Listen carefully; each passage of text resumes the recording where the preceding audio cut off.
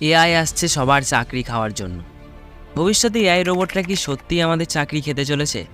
Sam Altman, যে আজকাল এআইয়ের জন্য অনেক চর্চাতে রয়েছেন, আর ইনি হলেন জেফ্রি হিন্টন।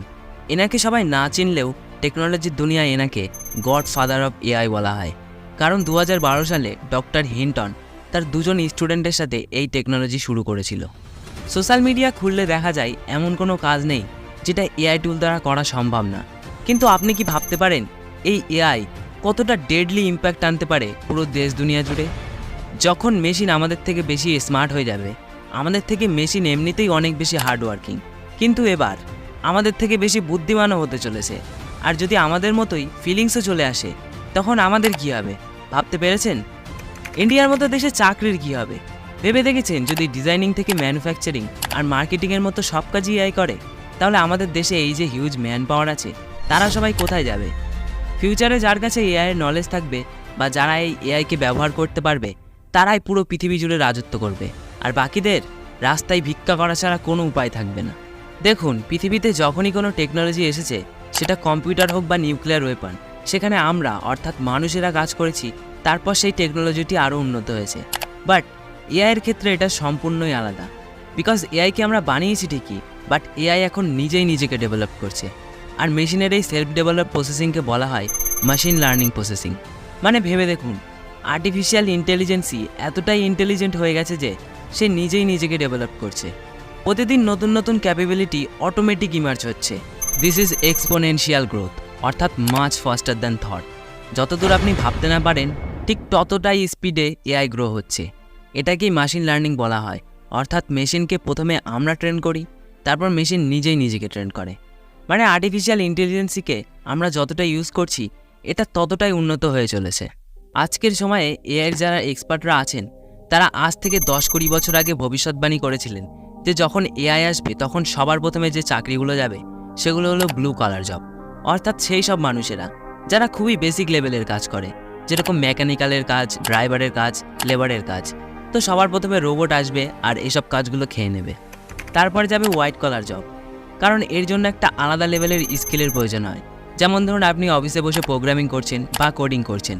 এবং সর্বশেষে যে জবগুলো যাবে সেগুলো হবে ক্রিয়েটিভ জব, যেমন ফটোগ্রাফার, ডিজাইনার, ভিজুয়ালাইজার বা রাইটার। কিন্তু বন্ধুরা, এখানে হচ্ছে এক্স্যাক্টের উল্টোটা। সবার প্রথমে যাচ্ছে ক্রিয়েটিভ জব, তারপরে হোয়াইট কলার জব। অতএব সব থেকে মুশকিল কাজগুলোই এআই সবার আগে করছে। ওয়েট, আপনাকে একটা ছোট্ট এক্সাম্পলের মাধ্যমে বোঝানোর চেষ্টা করছি। এবার স্ক্রিনে এই ছবিটি দেখুন। এই ছবিটি দেখে কি কোনোভাবে মনে হচ্ছে যে এটা আর্টিফিশিয়াল ইন্টেলিজেন্সি দ্বারা নির্মিত একটি ছবি? প্রথম নজরে সবাই বলবে এটা অরিজিনাল কোনো একটা মডেলের ছবি। এআই কী করেছে, আমাদের যে বিলিয়ন্স অফ ইমেজেস ইন্টারনেটে মজুদ রয়েছে, সেখান থেকেই কোনো ছবি থেকে চোখ পিক করেছে, তো কোনো ছবি থেকে মুখ পিক করেছে, এবং কোনো ছবি থেকে গয়নাগুলো পিক করেছে, করে এই ছবিটি বানিয়ে দিয়েছে। কিন্তু দেয়ার ওয়াজ এ স্ট্রং পসিবিলিটি যে এই ছবির মহিলাটি পুরো পৃথিবীতে কোথাও এক্সিস্টই করে না, কিন্তু তাও এই ছবিটি অ্যাজ গুড অ্যাজ একটি টপ মডেলের ছবি। এবার ভালো করে বুঝুন এই ছবিটির জন্য কতজনের চাকরি চলে যেতে চলেছে। প্রথমেই মডেলের কথাই আসা যাক। এই যে মডেলটি আপনি এখন ছবিতে দেখছেন, এই মডেলটির যা লুক, যেরকম দেখতে, একে একদিনের জন্য হায়ার করতেই ম্যাক্সিমাম 20 থেকে 50,000 টাকা লাগতো।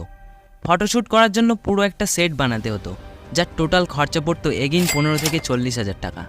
এর জন্য একটা ফটোগ্রাফার হায়ার করতে হতো, কারণ এই ছবিটি কোনো অর্ডিনারি ছবি না, এটা অনেক হাই কোয়ালিটি একটি ছবি। তো এর জন্য যে ক্যামেরাম্যানটির প্রয়োজন হতো, সেটাও সেরকম লেভেলের হতো, যে একদিনেই কমসে কম 50,000 থেকে 1 লাখ টাকা পর্যন্ত চার্জ করত।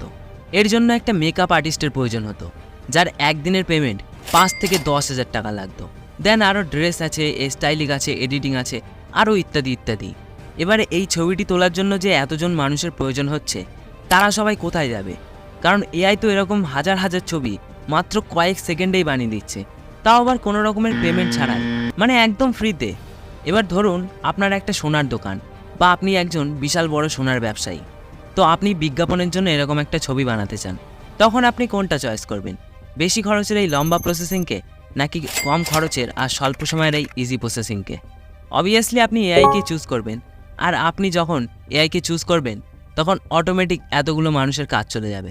মানে ভাবতে পারছেন, এআই এখনও স্ক্রিনের ভিতরে আছে, তাই এই অবস্থা। আর ভেবে দেখুন, যখন এআই স্ক্রিনের বাইরে চলে আসবে, তখন কি কি হতে পারে। এটা জাস্ট আমাদের কল্পনার বাইরে। ওয়েল, এআইয়ের জন্য ভবিষ্যতে আপনার জবও কি বিপদে আছে?